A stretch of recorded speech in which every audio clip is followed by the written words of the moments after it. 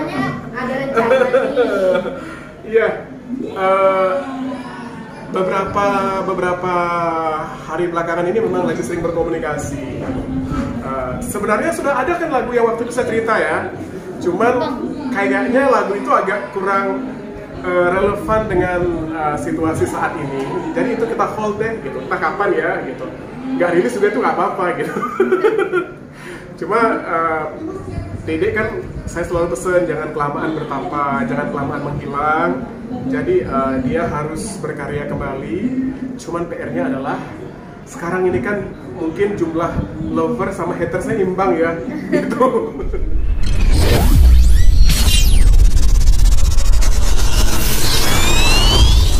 Kak Dibal, oke, untuk acara hari ini ada apa sih sebenarnya? Ya, hari ini kita lagi merayakan launchingnya single terbaru dari Selfie yang agak berbeda sih dari single-single dia biasanya.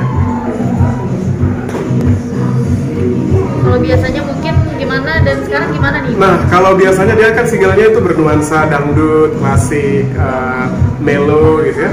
Kalau yang kali ini beda banget. Kali ini nuansa ada urbannya, ada sedikit hip hop, ada dance. Jadi sesuatu yang memang belum pernah dia lakukan di lagu-lagu yang berikutnya. Ada campur tangan Kak Dibal? Oh, tentunya saya dibantu oleh Mas Yusuf Tojiri sebagai music director dan arrangernya. Kita berusaha untuk memberikan sesuatu yang spesifik. Mungkin fan-fansnya akan kaget gitu, karena nggak kebayang kalau Selfie di lagu ini bakalan ngedance, bakalan lagunya bernuansa ceria sekali gitu ya. Terus mereka mungkin kebayangnya yang cengkok-cengkok, yang keriting-keriting klasik atau apa, tapi yang kali ini modern sekali, tapi tetap dengan tidak meninggalkan ciri khasnya dia dengan cengkoknya yang keriting itu, cuma dalam suasana yang lebih modern, lebih masa kini, lebih anak muda gitu. Apa mungkin yang ada orang jadi keluar dari zona nyamannya mungkin atau gimana sih? Sebenarnya ini bukan zona tidak nyamannya dia. Menurut aku Selfie itu dari zaman kompetisi memang anak yang sangat multi genre gitu. Justru sebenarnya kalau masalah dia cengkoknya keriting itu orang sudah tahu gitu. Tapi yang mungkin orang tidak kebayang adalah dengan dia berhijab gitu, dengan dia baju-baju yang tertutup, orang mungkin akan berpikir wah paling nggak jauh klasik lah, Melayu lah, apalah gitu. Tapi ternyata yang kali ini dengan hijabnya dia tuh tidak membatasi dia dalam berkreativitas. Dia tetap bisa mengeksplor skill R&B-nya, gaya-gaya ngedance-nya, dan memang PR-nya banyak ya. PR-nya banyak, musik beberapa kali revisi. Berapa kali revisi musiknya? Musik nggak banyak, paling tiga kali. Tuh, 3 kali itu banyak, biasanya kita jarang revisi.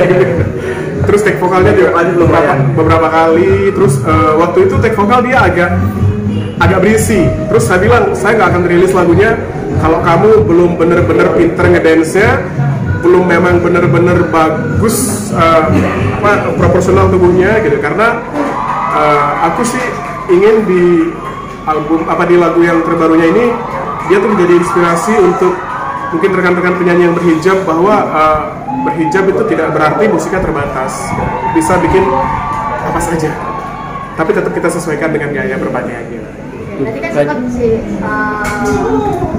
Selfie bilang keteteran karena kan memang tidak biasa membawakan lagu upbeat. Ini seperti apa ketika di kemarin? Enggak, sebenarnya kalau menurut saya Selfie itu tidak justru saya tuh sangat suka pada saat dia membawakan lagu beat. Karena waktu di zaman kompetisi tuh dia banyak sekali membuat kita banyak sekali bikin gebrakan-gebrakan yang dia membawakan lagu beat dengan sangat bagus. Cuman kan selama ini mungkin karena faktor berhijab itu seolah-olah terbatas genre yang bisa dia mainkan gitu. Nah itu yang pengen kita coba bongkar, bahwa enggak kok gitu, Selfie itu tetap dia multi talenta gitu. Mungkin kalau kendala yang paling sulit adalah karena belakangan ini kan off air-nya luar biasa gitu. Jadi setahun terakhir ini dia dikenal sebagai ratu off air gitu, karena sejak meledaknya lagu PPKM Cinta Bilang Cinta itu kayaknya hampir semua masyarakat Bugis tuh menginginkan dia untuk ada di setiap event-event yang ada suasana Sulawesinya kayaknya gitu. Sehingga mengatur jadwal untuk latihan koreografinya dan rekamannya yang sulit gitu ya, biasa lagi naik daun lah. Tapi Kak Hannibal sendiri melihat perkembangan atau perbedaan selfie seperti apa sih untuk saat ini, apalagi sudah merilis single yang membuat dia berbeda dari sebelum-sebelumnya?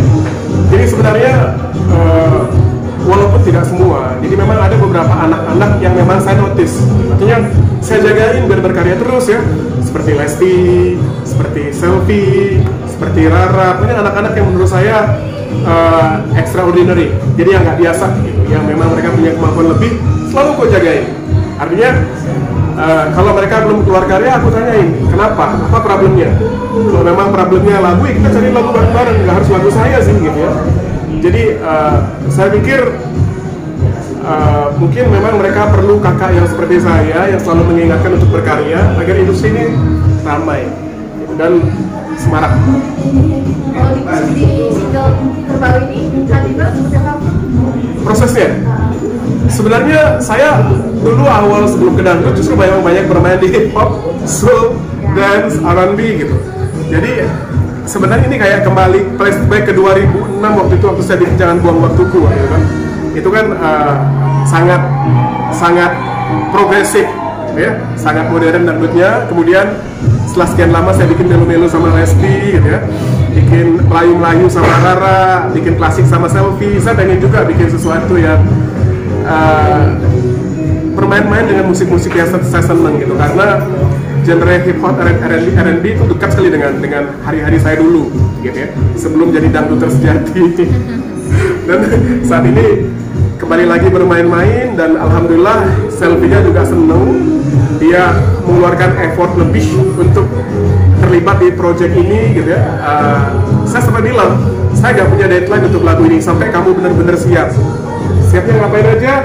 Latihan dance-nya, latihan koreografinya, pikirin fashion-nya, kurusin badan gitu ya. Itu sih, jadi Banyak banget yang banyak. catatan. Ini termasuk ya single yang saya agak bawel di single ini. Saya sampai bilang sama labelnya, jangan dianggap saya terlalu intervensi ke dalam ya. Tapi sebenarnya begitu saya mengerjakan lagu ini, saya memang pengen Selfie yang baru gitu. Jadi karena sebelumnya kan sudah meledak dengan single-single sebelumnya, saya pengen yang kali ini bukan hanya sekedar diterima dan meledak, tapi dia memberikan signature, memberikan sesuatu yang signifikan, istimewa buat pendengar musik dangdut dan juga Selfie tentunya. Tapi ada kesulitan nggak sih, Hannibal? Kan ini kan punya anak banyak banget nih ya, dengan ciri khas yang beda-beda gitu. Iya. Gimana caranya ngasih karakter buat mereka dan beda gitu, yang spesial? Karakter masing-masing juga kan berbeda Iya, banget. karena mereka murid-murid saya juga, jadi sedikit banyak saya paham karakternya. Jadi pastinya kita coba selalu membeda-bedakan ya. Jadi jangan sampai saya bikin kuat Lesti sama dengan Selfie, sama dengan Rara, sama dengan yang lain-lain, sama dengan Melly gitu. Saya jangan. Karena walaupun mereka berkawan, mereka bersahabat, tapi kan memang mereka punya karakternya masing-masing. Jadi saya pengen justru fanbase-nya akan berkumpul mendukung Selfie, juga mendukung yang lain-lainnya juga gitu. Saya pikir dengan cara seperti itu industrinya akan menjadi lebih besar sih. Kolaborasi. Tapi ada kesusahan nggak sih, mungkin takut jadi mirip-mirip nih anak-anaknya gitu? Ngebedainnya gimana mungkin? Itu kalau saya kasih tahu rumusnya.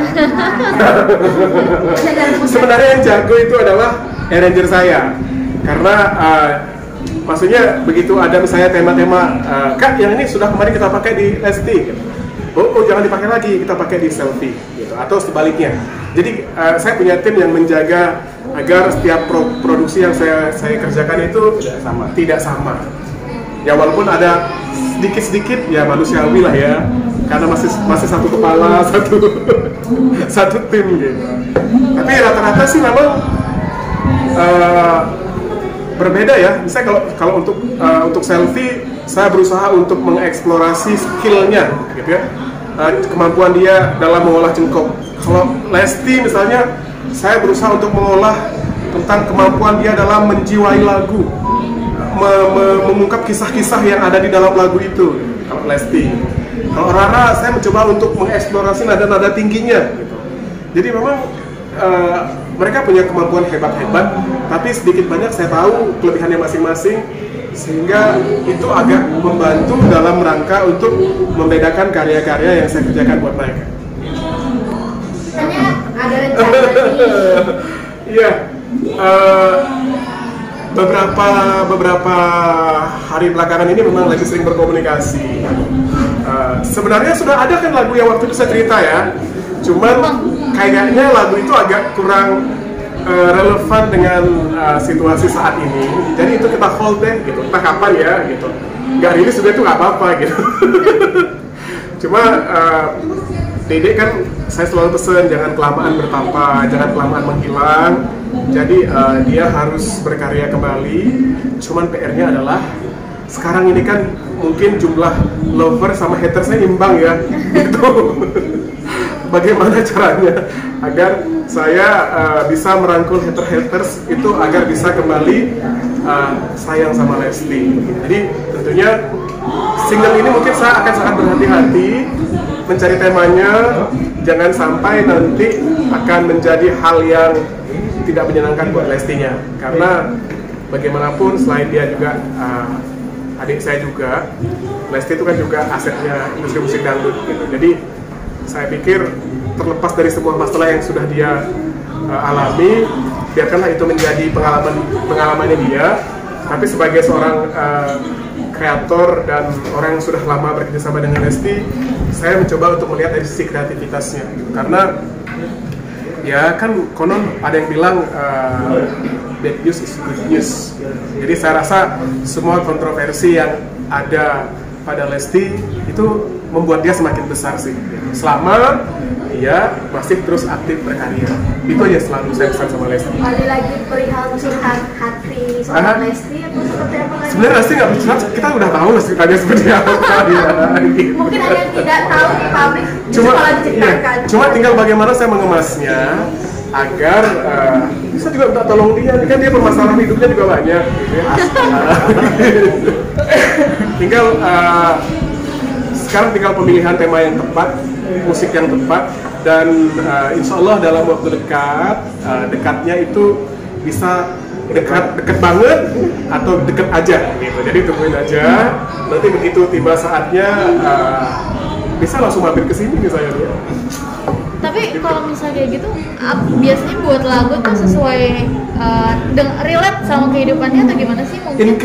In case, mungkin gini, untuk beberapa penyanyi yang memang sering curhat dan deket sama saya, gitu, misalnya kayak Eri Susan, kayak Mbak Inul, gitu ya, kayak Lesti, itu memang sering sedikit banyak kadang-kadang ada relate-nya lah gitu.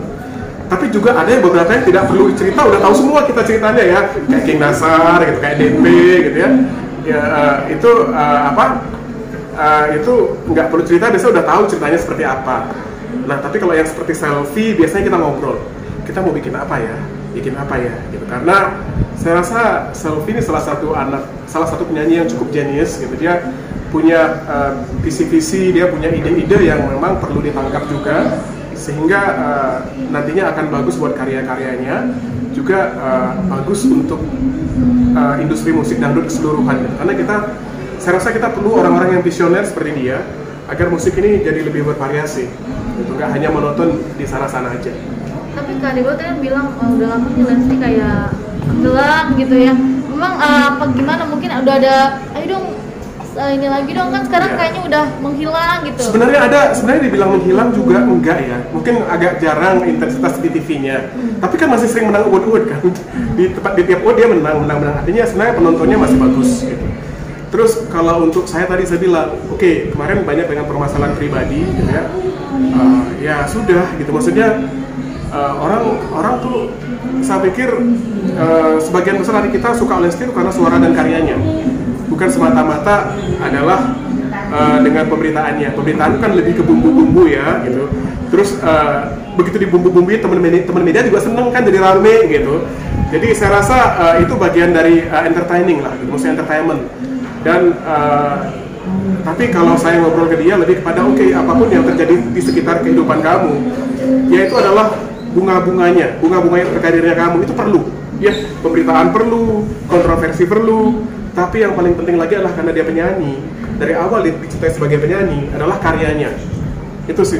Pada saat banyak orang yang tidak mungkin agak kesel sama dia, begitu dia keluar karya yang bagus, saya yakin pada akhirnya kembali mencintai Lesti. Ada momentum pas nggak sih, mungkin Kak Dibal sendiri ngeliatnya kayak momentum pas banget ya? Ya, ini bukan saya sih gini, ya momentum ya, tapi kalau sifatnya momentum itu merugikan rekan kerja saya juga enggak. Misalnya kayak lagu yang kemarin yang mau saya rilis, sebenarnya kalau untuk kemarin saya rilis duluan tuh pasti udah meledak sekali gitu. Cuma saya minta juga kepada label, ya kita sih mencari momentum, tapi jangan sampai juga terkesan memanfaatkan itu. Jadi justru saya minta di hold dulu aja, karena jangan sampai sebuah karya itu besar terus merusak pribadi dan privasi daripada penyanyinya, nggak mau juga. Karena Lesti itu kan bukan penyanyi yang hanya sekedar menyanyikan karya-karya saya, dia juga sudah seperti adik dan family gitu. Jadi selain menjaga karyanya, saya juga pasti menjaga hubungan baik dan perasaan dia dan keluarganya. Jadi termasuk untuk lagu yang mungkin yang sedang dikerjakan, saya pasti jagain banget bagaimana caranya agar lagunya ini nantinya semacam kayak apa ya, fans-fansnya jadi paham sebenarnya apa sih yang dirasakan oleh seorang Lesti sehingga dia mengambil keputusan yang kontroversial. Mungkin itu. Artinya lagu ini bercerita tentang itu. Mungkin in a good ways, dari sisi yang baik. Artinya entah tentang apa gitu ya, tapi mungkin tentang semua yang sudah terjadi. Coba saya rangkum dari sudut pandangnya Lesti gitu. Karena saya tentunya akan banyak diskusi terkait lagu ini gitu, karena agak hati-hati yang ini kayaknya ya saya pikir ya. Secara musik? Kalau secara musik mah dia sudah beberapa tahun ini selalu menjadi musisi terbaik. Tahun ini dia menang Annie Award dan beberapa award yang lain. Saya sudah tidak ragu sih kalau terkait dengan musikalitasnya dia ya gitu. Jadi pastinya saya tetap ingin melibatkan rekan-rekan terbaik dalam proses pekerjaan saya sih. Jadi secara musik bisa dibocorkan kalau yang lagu akan ada koplo loh, saya benar koplo. sebenarnya musik kan kalau pekan kan pasti sih lebih koplo enggak. mendayu-dayu ya. Kalau dan pasti dulu. Tapi enggak terlalu, maksudnya enggak berani juga terlalu banyak. Ayo, coba bongkar kalau berani. Pokoknya nanti tungguin aja. Tahun ini akhir tahun atau awal tahun depan Kak Dibal? Tungguin aja. Tapi Kak Dibal ada curhat nggak sih, mungkin ada ketakutan sampai akhirnya baru mengeluarkan atau dedenya sendiri? Sebenarnya Lesti itu anak yang pemberani. Dia sudah berani mengambil keputusan, pasti dia tahu yang dia hadapi. Kalau ngobrol ke saya lebih kepada apa yang hal baik yang bisa kita lakukan bareng. Kita jarang ngomongin ketakutan sih, karena saya yakin dia selain dia pinter, pasti sekitar dia juga banyak orang-orang pinter yang memberikan masukan-masukan ke dia.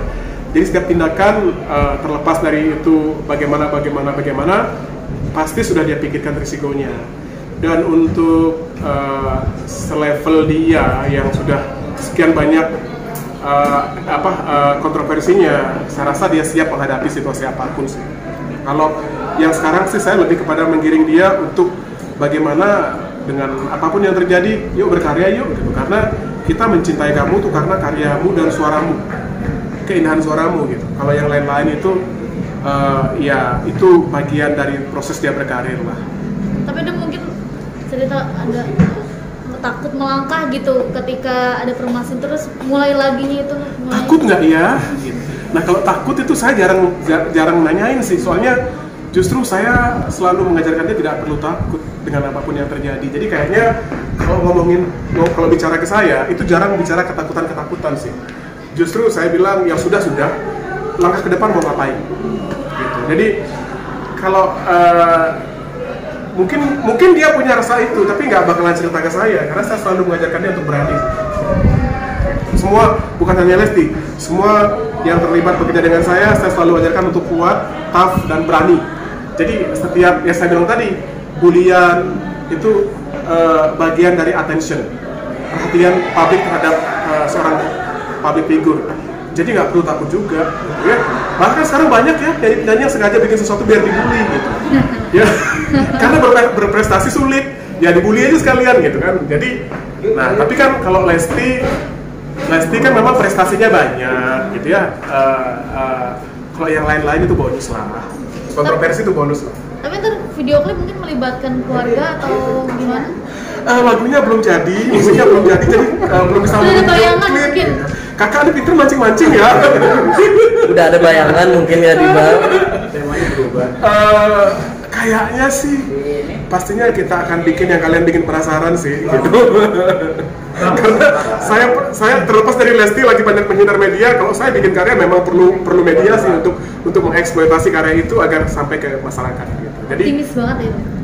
Optimis banget ya Kak. harus dong. Maksudnya setiap hal yang kita kerjakan modal utama optimis dulu gitu ya. Kalau kita karena begitu kita bekerja melakukan sesuatu banyak melibatkan orang, banyak melibatkan biaya, banyak melibatkan energi. Jadi kunci nomor satu adalah optimis dulu gitu. Nah, mengenai hasilnya bagaimana itu belakangan mikirnya.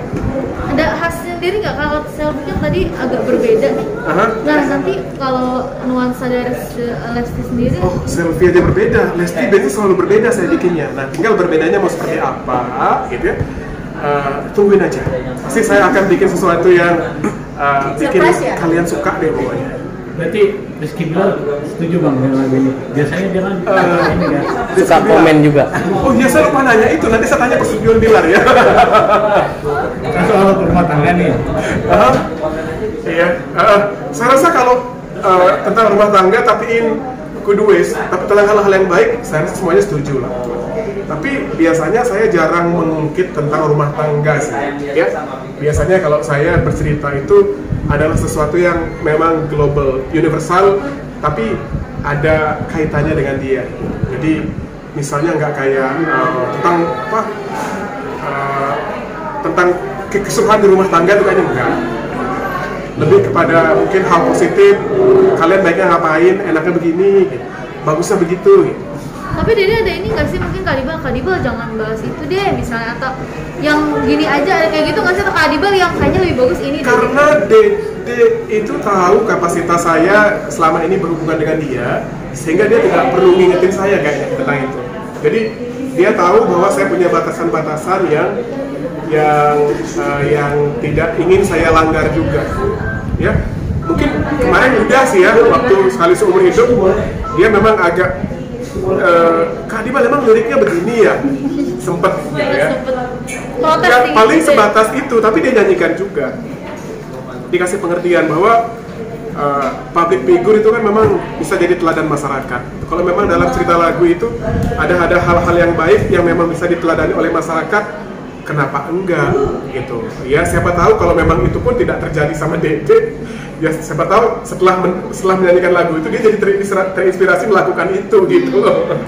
Bisa jadi kemarin kan mau pisah gara-gara sekali seumur hidup dia ingat lagi.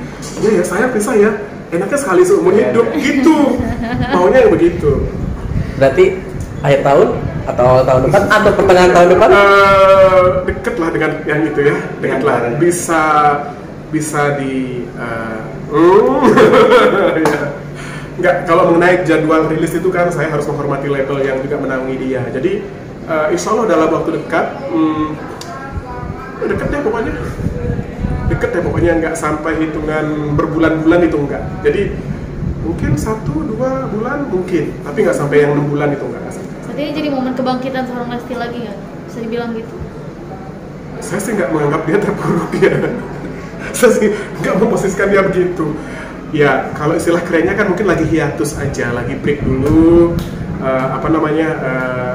lelah dengan pemberitaan gitu. Karena di wawancara itu enak loh, tapi capek juga gitu, membicarakan hal-hal yang sama gitu ya. Termasuk saya juga ngalamin itu, apalagi Lesti.